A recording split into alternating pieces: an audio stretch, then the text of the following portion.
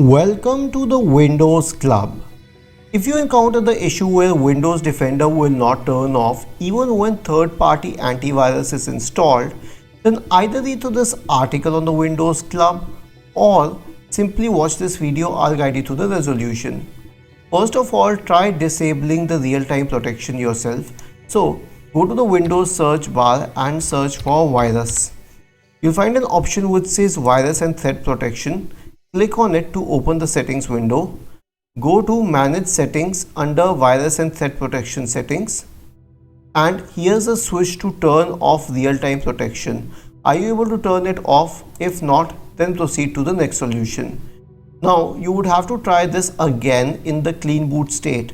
So press the Windows key and the R button to open the run window. Type the command msconfig and hit enter. This will open the system configuration window. Go to the services tab. Check the box associated with hide all Microsoft services. Check any other service. Click on disable all. Select apply. Click on OK and then click on restart to reboot your system in the clean boot state.